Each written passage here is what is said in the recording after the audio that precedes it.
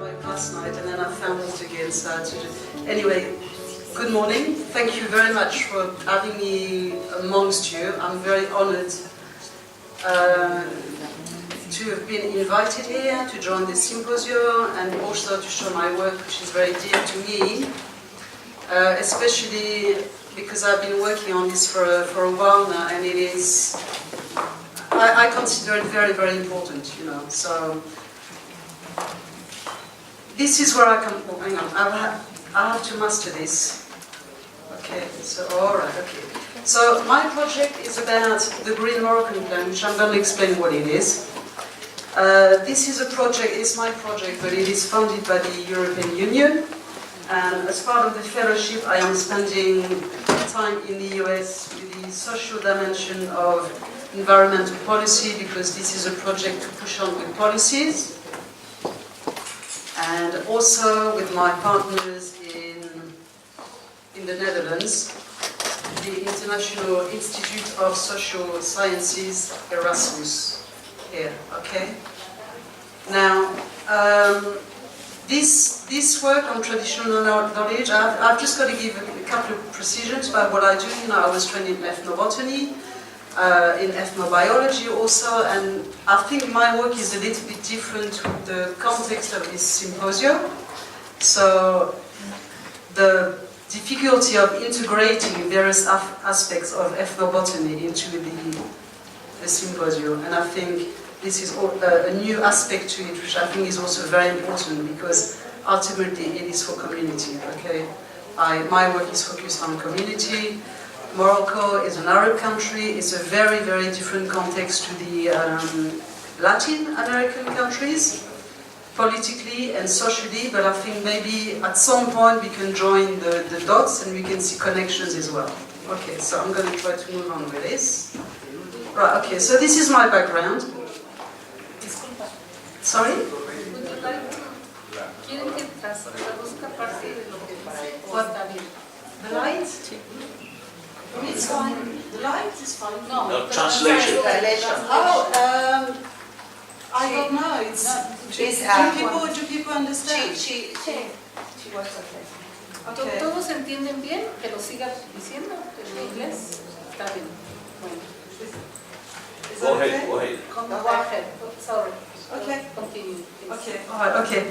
So, like I said, my background is in ethnobotany. So, you know, I'm also in love with nature and plants and all the rest of it, like most people here, and especially with aromatic plants, because this is what I came across when I was working in Morocco in the High Atlas, and I was working with essential oil distillation, so that benefits could go back into the community. And I'm going to go into this now, why it is important for this particular part of Morocco, as with any other rural areas in Morocco, okay?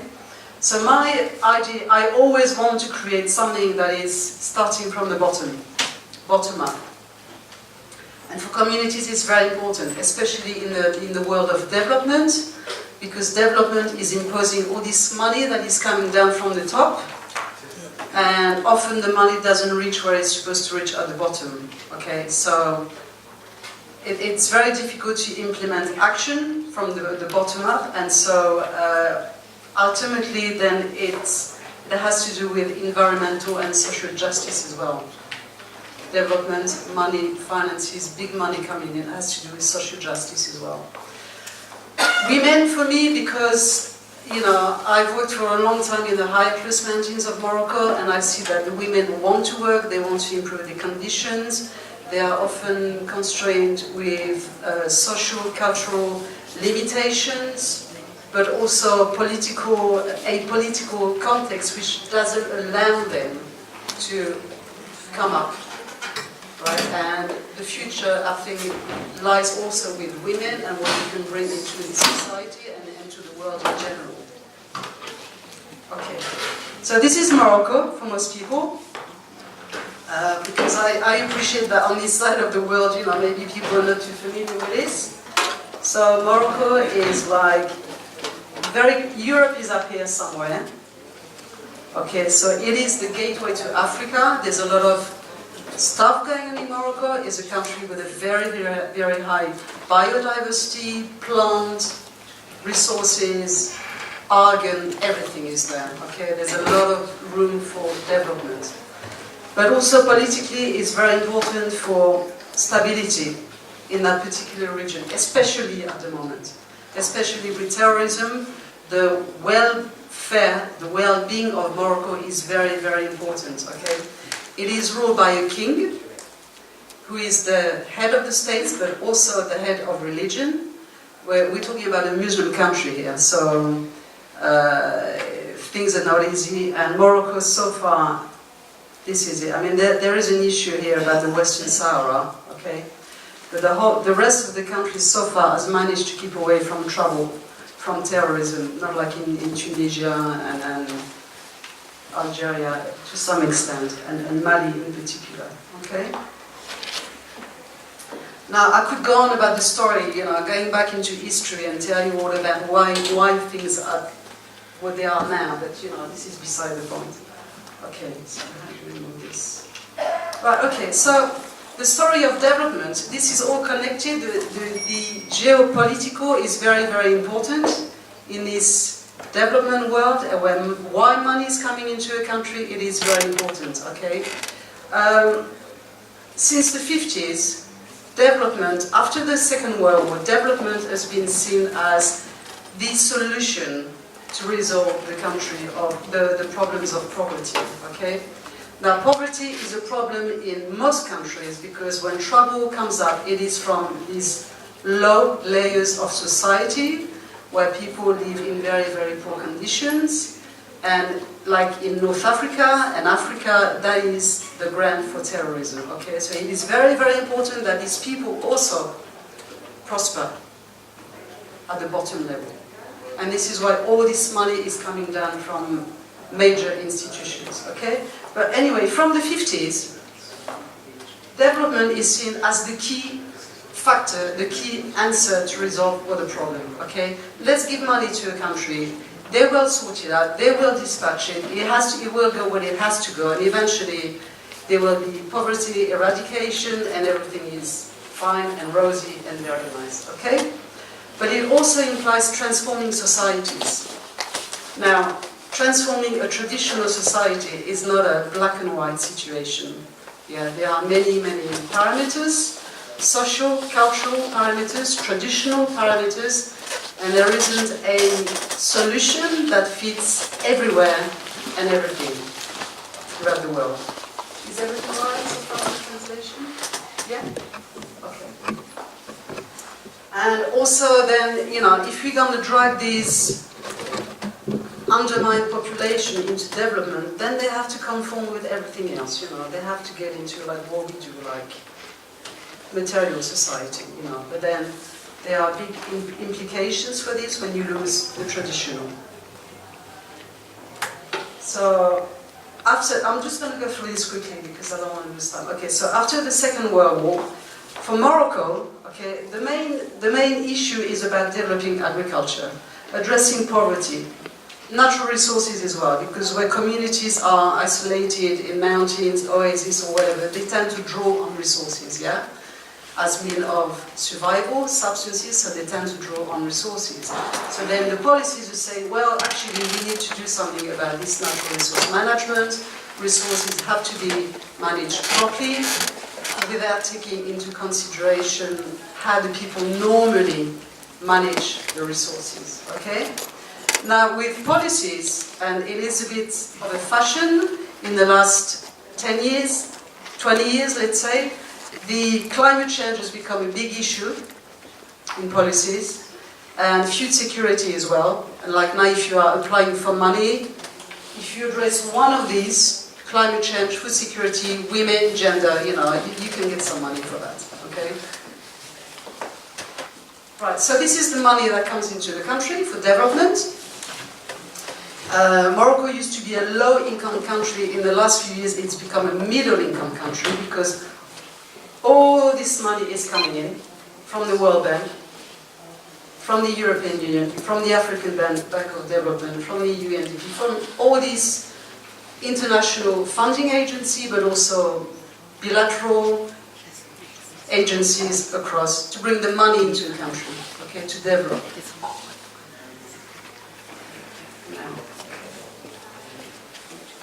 So you would think, well, with all this money coming in, everyone's happy.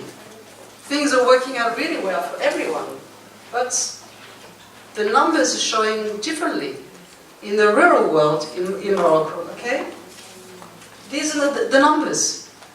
19% of people live under the poverty line, which is $1.25 defined by the World Bank, okay? And that's the case, like, for example, of the people living in the high Atlas Mountains of Morocco. 2/3 of these people are living in rural areas, okay? Then you've got 2.5 million children who are not educated. That's a major problem, because they will go into the local school up to the age of 10, 12, and then because the parents don't have money to send them into further education, they have to come back home to take care of the cows, the garden, the little brother, the little sister, and the cycle keeps going. So in the rural world, 83% of the population is illiterate. That means that they have all this money coming in, development, programs, education. The numbers speak for themselves. So there is a problem. That means that the money doesn't reach where it is supposed to reach, and also because they're not taking into account the local aspect of communities, which is primordial. Okay. Now, like I was saying, the girls, once they've gone to school, primary school, under 15, they have to come back into the household and help with the... It is such a beautiful tourism destination with golf courses and palaces and all the rest of it. But this is the reality, 100 kilometers away from Marrakesh. Now, I have also to say that, like, these people are not Arabs, they are Berber people, who are the indigenous people of North Africa. And so they have their own language, they have their own community organization, they have their own customary law, and none of this is taken into account. But I'm going to move on. Okay. So, when I worked up there, I was working with these two plants. This is Timis saturoides.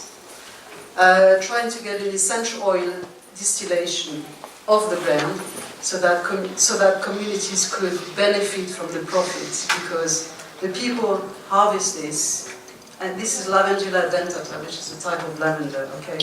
But this in particular, there's a big trade around this, which is then dispatched to major centers to make essential oil. And there's a big chance, like in Europe, if you go and buy thyme essential oil, it will come from one of these regions in Morocco, okay? Now the people out in the mountain will get maybe 1 cent per kilo of thyme that they harvest, okay, which is nothing. And so the project was about breaking this chain so that some benefits could return to the local community, but it's not simple. We were also working on this potentially. This is lavender, which could be packaged and then sold onto, start the business slowly, you know, for community, build it up slowly, so that people are in control, okay? But we had a lot of obstacles. Now, why is all this important? We have to think about transmission, because as these communities develop, the transition to the younger generation, this is henna, yeah, this is, the kids know how to do this has been transferred, also all these different knowledges have been transferred through generation, family, while the children are with the parents up in the mountain, collecting in the garden. These are the pathway for transmission, and this is very important to preserve this. Okay, there's a lot of ethnomeds in there because there's no dispensary, there's nothing there, there's no allopathic medicine, so people have a lot of ethnobotanical knowledge, plant knowledge, and this is a mixture that the women will collect and that they will use during Ramadan as well as a clean-up supplement. Okay, and they can also make carpets. So there's a lot of knowledge, there's a lot of things which can be transferred into small economic opportunities, income, right? But to try to get something like this off the ground, it's very, very difficult. Now, I've been going on for years about this, just help the communities to do local stuff. Slowly, slowly build it up, do local stuff. Recognize, recognition, and then it will go, It will change the numbers that we've seen, yeah? But I guess the system is not interested in this. Okay. And also a lot of land management, water management, because there's no water in the summer, for example, so people have to dig up the rivers and they have to find a way to get water so they can irrigate the gardens, so they can eat, basically, right? Okay, now, and also a lot of garden knowledge as well. Planting in rotation, various species. Now, the latest attempt, now we're coming to this is the core. The latest attempt of the Moroccan government is the Green Moroccan Plan. Okay, now the Green Moroccan Plan wants to develop agriculture on a national scale. Development, business for everyone, drag everybody into the system, drag everybody into an economic churning mode, right? So this was designed, the Green Moroccan Plan was designed by an American company, a consultancy company, who just devised a strategy, like within the space of 5 months, and saying, okay, this is what you need to do, everything. Put institutions into place to reach all layers of Moroccan society, right down to the poorest people, and drag them into this economic development. So this is what they want to do. I mean, this particular, the pillar one, there's 2 pillars in the Green Moroccan Plan. The pillar one is interested in doing this stuff, this kind of intensive agriculture, right? Money is coming in. People who have land like this, they have money, right? These are like farmers, rich farmers, so there's not too much of a problem for them. This is an oasis, so it's a little bit more difficult there to develop agriculture. It's a different mentality, it's a different culture. You need to take into account custom, tradition, mentalities. It's quite tricky. And then when you are up in the mountain, this is this kind of agriculture that they have, which is terraces. And that's just impossible to develop any kind of agriculture because there's no water. Increasingly no water, climate change. That's for the pillar one. The second pillar is for small agriculture. Rural, isolated, mountain, oasis, okay? Every resource under the sun is going to be developed, whether it's medicinal plants, fruit, olives, capers, pomegranates, quinoa, everything. That's the plan. They also have a special agenda for women. This is on the paper. An agenda of creating income-generating activities. So the women are supposed to gather, beside all their daily activities of like going to the cows and going to the garden and cooking food, and then what they do in the day from 6 o'clock in the morning until 10 o'clock at night. These people are supposed to gather together, get some ideas together, and then get a business off the ground and launch it. Okay, this is completely utopia. And so what the government is saying is they are preconizing this into cooperative structures. Now, to do a cooperative in Morocco, you need to be able to read the application forms. You need to be able to run to the closest administration. Often these people living in this isolated region, there's no transport. There's no transport, there's no buses, there's nothing. If you want to go somewhere, you have to wait for the truck to come by in the next 5 hours, right?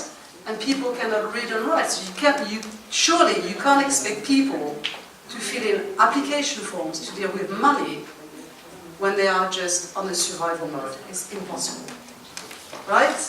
And what the government is saying also, they want to develop regional products, what they call in French, produit du terroir, which is a typical product from the region.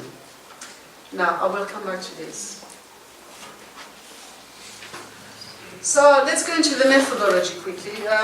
This is a recent period of fieldwork that I did between June and August this year. So it is also still in progress, this project. But it was very difficult because the whole thing is very structured politically as well, which means that before you have to get into a community, you need to have various protocols, you need to go and see the governor, then you need to go into the different hierarchy and then into the levels, and then before you can enter the community and talk to the people, because basically they don't like people going in there and poking into the business, asking what is going on. You know, they don't like this, the authorities do not like this. So, to me, it was very important to have the two sides of the coin. So, we visited operating cooperatives that were running, like businesses, and where we did like focus groups with the women working there, but also with individuals, and then with a manager and all these people. And then we did visits to the distant villages where there's no action going on. Okay? To find out what are the blockages, what is happening, why aren't you, isn't anybody coming to see you, to talk to you about the initiatives, are you informed? Because the whole thing is supposed to be into a participatory process. This is very important to get the money, because when you have major funding from World Bank, other organizations, then you have to tick the boxes. You know, when they send experts in to check where the money is gone, you need to tick the boxes. And they have various criteria, and one which is very important in Morocco is the participatory approach, okay? And then we did also, obviously, interviews with official people to find out how they looked at things, what they were exactly doing, their role. Right, so the region I worked in, which is called, sorry, this is a bit of a mess, but this particular region here is like, okay, Marrakesh is here, that's quite central, and it is just up there, okay? This is 75 kilometers away from Marrakesh. It is a region that is favored by the king because his right-hand man comes from there, and so there is a lot of money coming into this. And when I was looking for literature review about the region, I couldn't find anything, because everything is like locked up. It is very preserved, you know, it is the king's project there, so I couldn't find any literature review. So this is Urbana province here, which is just up there.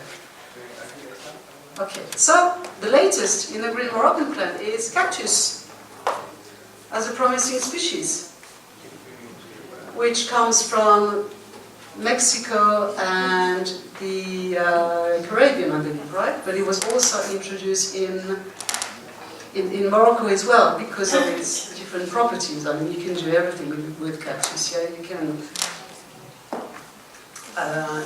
you can make medicine from this. The oil has become very, very valuable now. I mean, I would imagine people are also familiar here with argan oil. Yes, do you know argan oil? Yeah, which is a very, very precious oil from Morocco, and it's like everywhere in the cosmetic now, in the cosmetic world. But so cactus is producing an oil that is even more valuable in terms of antioxidants and vitamin E and free radicals and all this stuff, okay? So they've decided to plant all this stuff everywhere, this cactus everywhere. Now there is also a problem about land grab in Morocco as well, because a lot of the land at local level is not registered.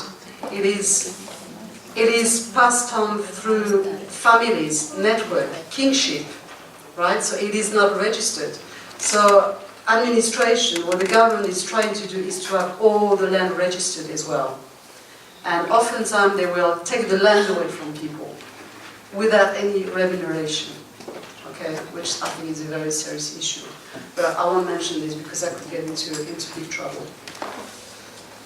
So there's cactus, and also this is cumin. This is a cooperative that is run by a man, and I will explain why. Because this is. Okay, let's go back to this. Right. Cumin is one of the operating cooperatives in the region, in the Urbana province. Okay. It is run by a man. Why? Because he's educated. He's a very well educated people. He's got access to all the infrastructures. If he needs to run into an administration, he can go there, he can fill in the application form, get the money coming in and all this stuff. He will also recruit women. Okay?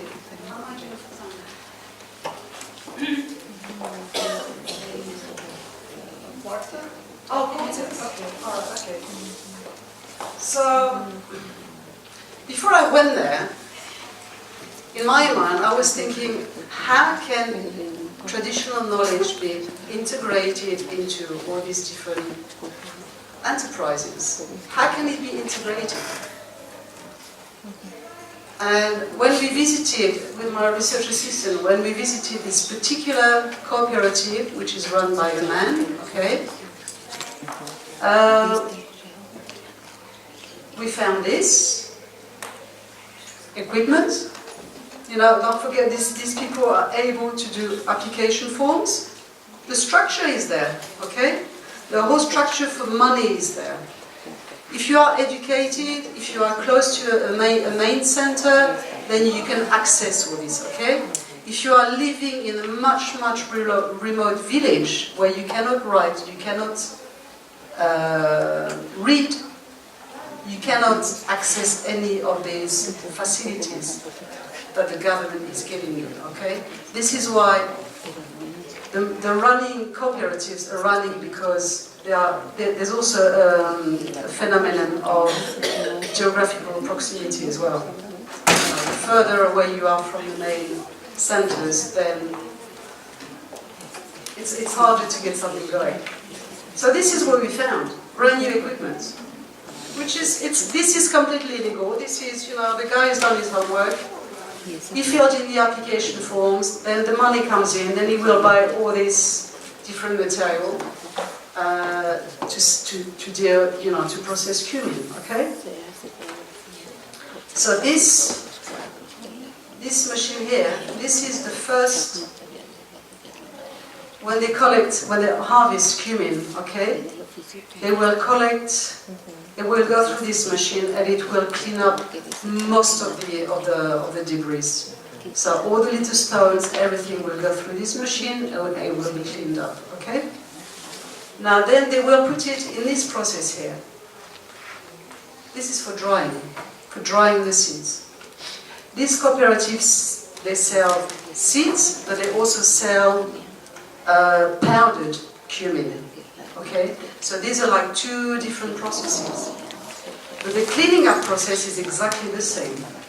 First it goes through this, and then it goes through this, and then it will go through this. This is for grading the seeds. Okay, so the seeds are now dry. This is for grading the seeds, and then here you can see on the left here, then it is sieving the seeds, so you know the best seeds are staying on top and all the dust is falling, okay? And then when we got there, then we found this. We found this. In the middle of all this technology, we found this. And what is this for? Do you want to play the video? The first one, please. The first black one video, that's it.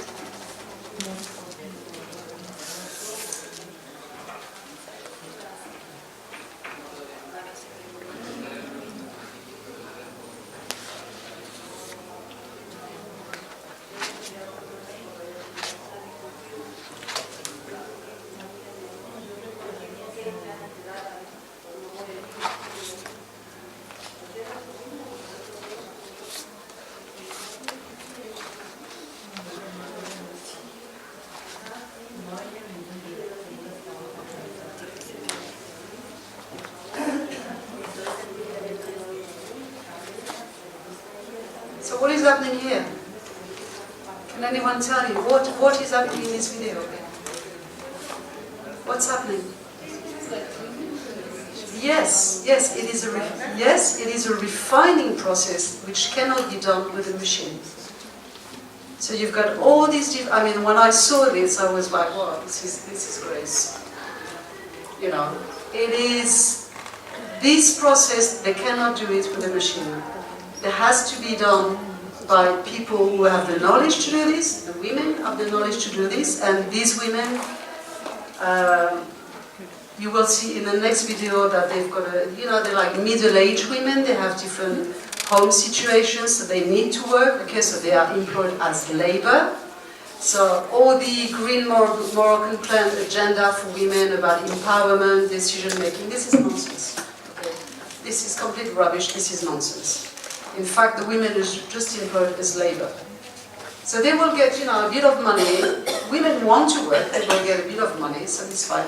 But this process, it is vital in the human processes, okay? And this cannot be done with a machine. Now this is traditional knowledge in action, a traditional knowledge that is also slowly eroding because the younger generation are not doing this anymore. They rather go to the shop and buy the cumin that is already packaged, yeah? And let me see now what's coming up here next. Alright, play this one, please.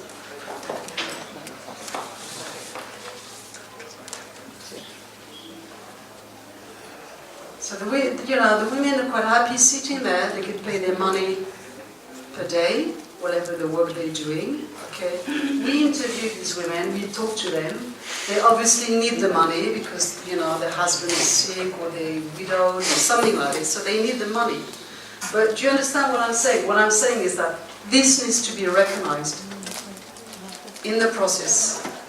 This is where the Green Moroccan Plan is claiming for women, this is where it is, okay? It is within these operating cooperatives and they need to recognize this because you cannot have a territory product without the knowledge, without the traditional knowledge attached to it, okay? They're just using the nomination territory product as a sellable, as a commercial asset, right? And this is the empowerment for women. Now, in the villages that we visited, where there are nothing going on, no initiative, no project, nothing, the women said to us, we want to work. We want to earn some money. So I said to them, okay, what can you do? And they said, I can make couscous, which is what you saw earlier, which is a traditional culinary knowledge, okay? We can make carpets. We can, whatever. With cactus, we can make various things with the cactus.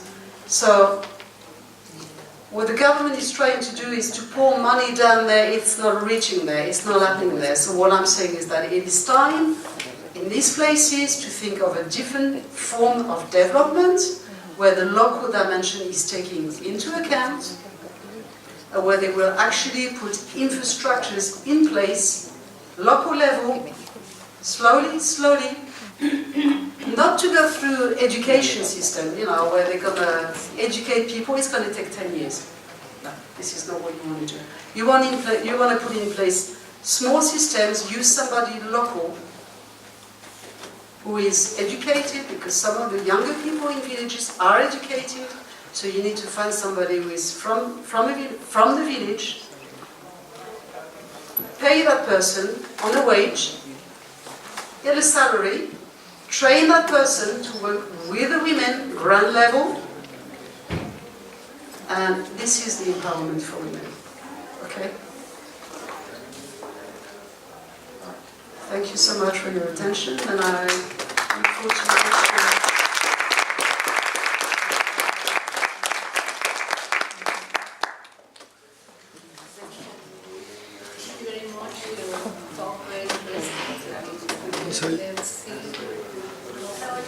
No se oye.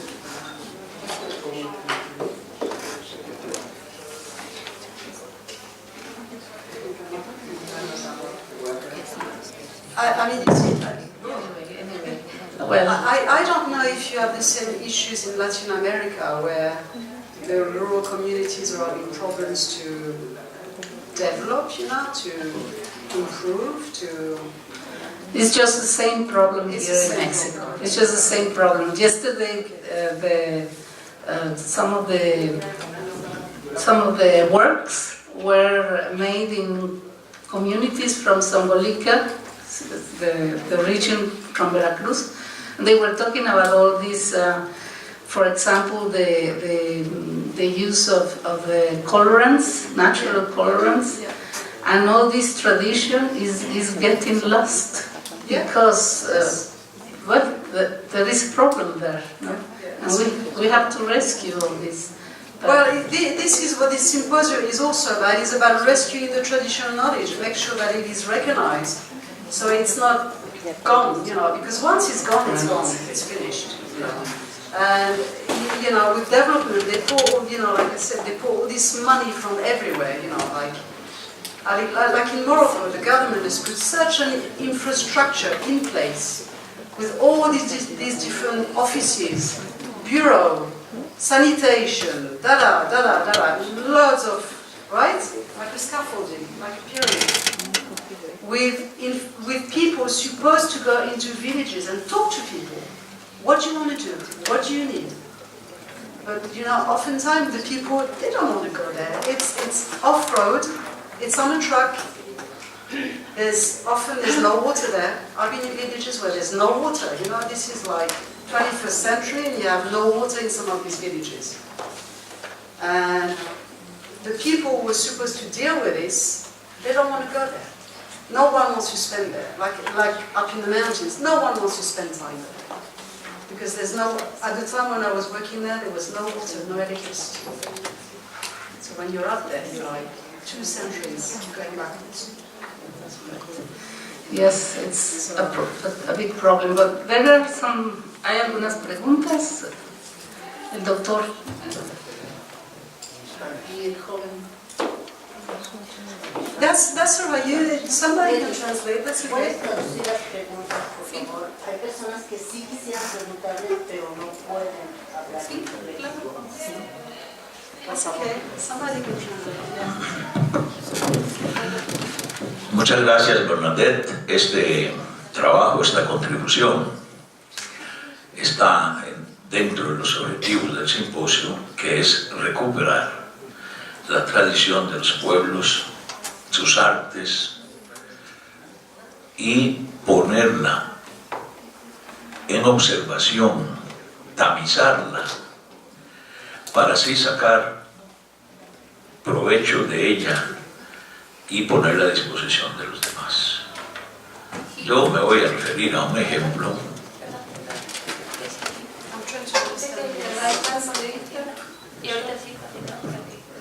Doctor says that this is a very good contribution. It's part of the objectives of this symposium. Yes. Yes, this knowledge which is unbiased, getting lost. Entonces, hay que buscar ejemplos, hay que buscar categorías, hay que ir por el mundo a ver qué está pasando, y aquí nomás a 100 varas hay un país que se llama Costa Rica. Ese país ha venido sacando a la mujer adelante a base de darle el empoderamiento para ejercer sus derechos ciudadanos, pero no como un regalo, no, como parte de una lucha femenina que lleva 60 años. En la primera vez que votaron las mujeres en Costa Rica, y las mujeres no podían ir a la escuela, no podían ir al colegio, pero por ahí salieron unas damas, unas señoras de origen muy humilde, que dijeron: no, aquí vamos a tener que entrar con todo. Y nosotros tenemos unas estructuras que hemos podido utilizar con mucho acierto, que son las cooperativas. Dentro says in Costa Rica, here, there is a case of women which have been getting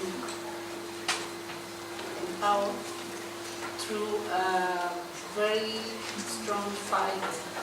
Yes. And 60 years ago, there is a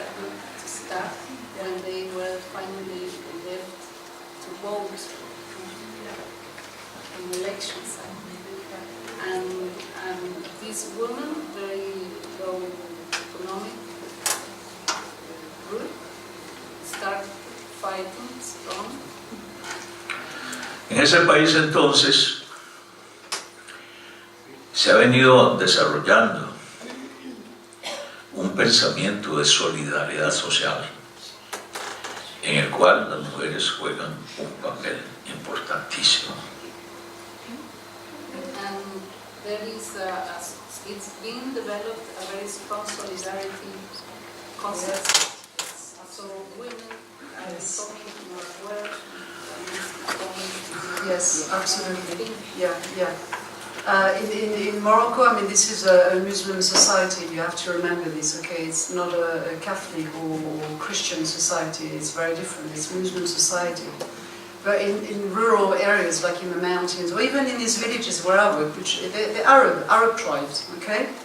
Now they have the way they work. It's community work. You know, they have kingships, network.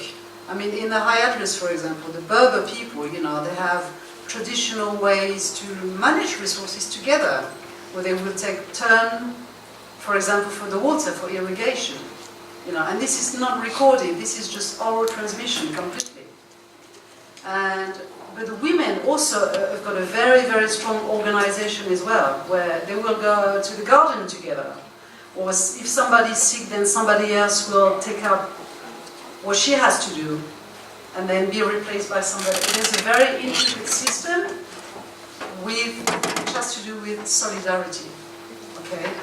Now, I'm an ethnobiologist. I didn't want to get into this development thing, but you know, because I work with it, because I worked with these undermined communities, then there is a problem about social justice. You know, and you become involved in it, and it's time to change the development thinking. This is why. When I've come to the US to work on policies as well, you know, I'm going to try to push this. This is also what the European Union wants to see. They want to see in projects impact on society, in societies, okay?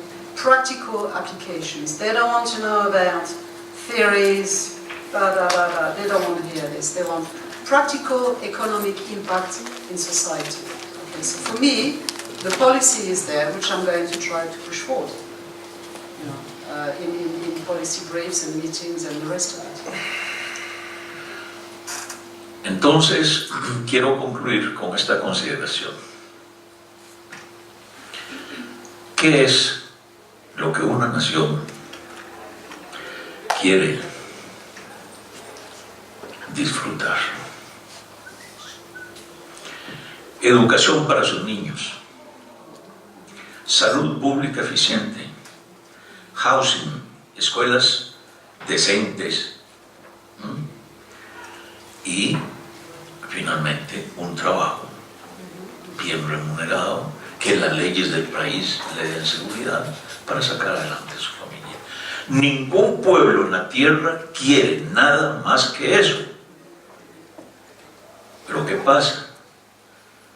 Que los políticos profesionales, tradicionales, hereditarios, se hacen elegir y una vez que llegan ahí duran 30, 40, 50, 60 años. Yeah, I understand this. Yeah. You see with the Green Moroccan Plan, in fact, you know, after analyzing it and going through interviews and looking at things and working on this for a while now, you know, this is the country where I work, you know, and you know, this plan has been put in place, like I said, by an American consultancy firm. They deal with big development projects. They put a plan in 5 months and then they presented it to the king, and within no time he had the stamp on it. It was approved by the Ministry of Agriculture. But in effect what they're doing is that, like with the cactus, what they are developing is like the big markets. Because the higher the people on the social ladder, they have access to all the funding, to everything, and then they have access to international markets, right? Which the people at the bottom, there's no chance for them. There's no chance. So you see, it's like the system is designed to benefit the economic churning into the country. But on the paper, this is not what they're saying. On the paper, they're saying women, empowerment, decision making, participation, da-da, da-da, da-da. it's not happening. This is just on paper, and it's also a Muslim society, so men, women have got very different roles, you know. It's not like, it's even, I would say it's not as developed as even like Mexico is. I think Mexico is quite ahead with gender, you know. But there you go. Bueno, para concluir entonces yo diría que hay que ir a la República Libre de Jalapa y tratar de cambiar el sistema como están haciendo ustedes en estos días. Ojalá que lo tengan bien guardado.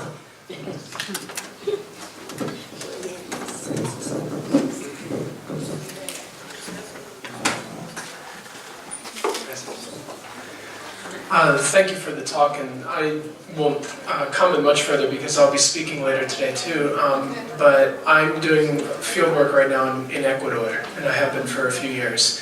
And right now, just last week actually, very recently, there was passed this new law that protects traditional knowledge. It's an intellectual property law, but it's also a reimagination of the entire system essentially, and it has flaws. However, it does really try to create parity between scientific knowledge and traditional knowledge in certain ways.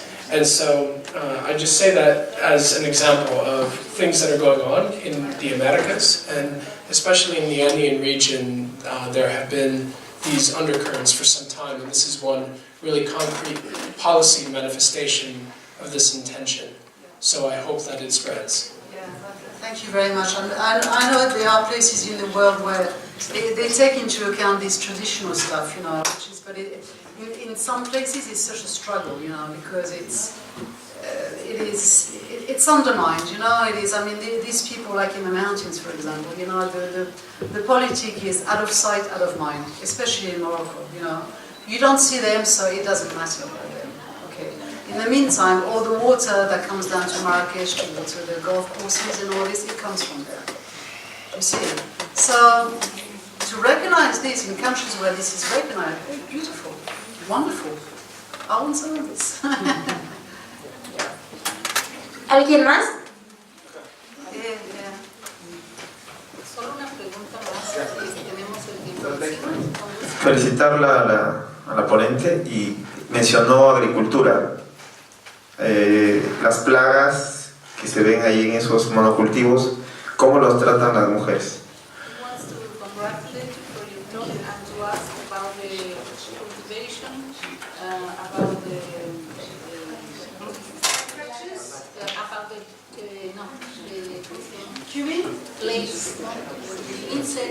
Oh, very good point. Okay, now that's excellent. Thank you. Some of these cooperatives are running on developing the cactus. Okay, and would you translate, please?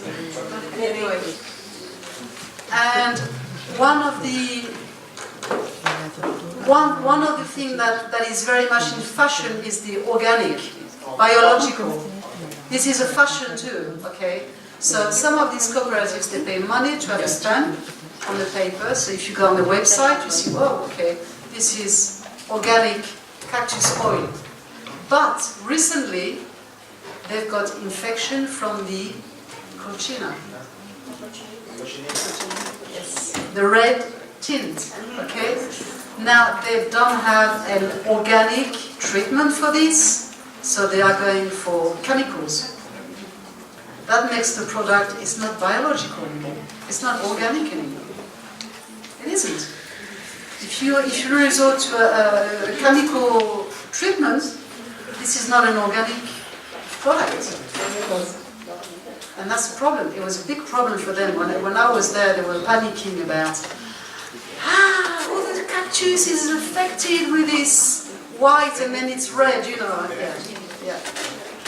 So, but I reckon this is also because of climate change. It's altering the temperature, the ambient temperature, something, and then it permits this to develop. I think, I don't know, I'm not a climatologist. Sí lo entendiste, ¿no? Sí, bueno, lo que dijo fue precisamente que tienen un problema con esto, que es la cochinilla, que es roja, y que les está causando problema y que no encuentran con qué atacarla. Sí, aquí en México la grana cochinilla, in Mexico, the grana cochinilla was an insect used since pre-Hispanic times for the colorant, and it's incredible how important it was then, because they say that it changed even the way the people dressed in Europe. Yeah? The colors they used were different then. It was more alive, more lively. The cochinilla, what it gives, it is the E112 in food colorant. Yeah. So, you know, when you buy, I don't know, some red product or whatever, you look on it and it has the E112, which it comes from there, you know, so, yeah. So it's a product for the Moroccans. Of course. Well,